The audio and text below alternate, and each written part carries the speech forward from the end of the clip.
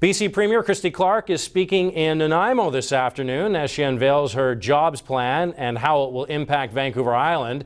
We'll have more on that in just a bit later in the newscast. Earlier in the day, Clark toured an island mill and was on hand for a major announcement by Western Forest Products. The company will be committing nearly $250 million to its 9 island mills and timberland divisions. Kristen Robinson reports. Nanaimo's sawmill division is just one of Western Forest Products' 9 mills and timberland operations on Vancouver Island to benefit from a major cash injection. The company, which is the island's largest private employer, is committing $200 million to modernize its mills and invest in equipment at its timberland and harvesting facilities. Maintaining our tenure will allow us, when markets improve, to manufacture 1 billion board feet of lumber. That means our economic contribution to the island will grow.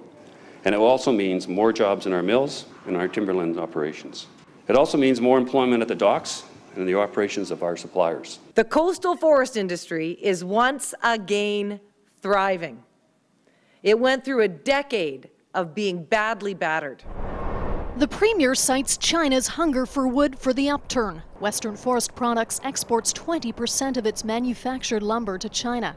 Less than 10% of its raw logs are exported, exports the company says are necessary to harvest wood that would not otherwise be harvested. Oh, hi, nice to meet you. How are you doing? Earlier, the Premier toured Nanaimo Forest Products, the former Harmac mill saved from closure 3 years ago by its employees who pitched in with investors to buy the company. What really resonates with our guys here is we got a site right next door that's sending raw logs off. President Levi Sampson doesn't want to see any local sawmills curtailed or shut down due to raw logs going overseas.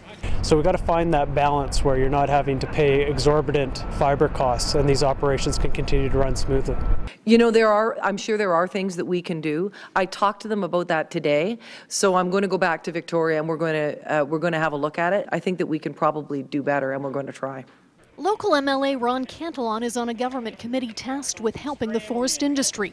He says progress is being made on the raw log issue. Well, I don't think we want to shut down an industry. I mean, harvesting timber is a good industry. We only cut 1% of our trees. Do we stop the jobs? Do we stop exporting? But there has to be balance.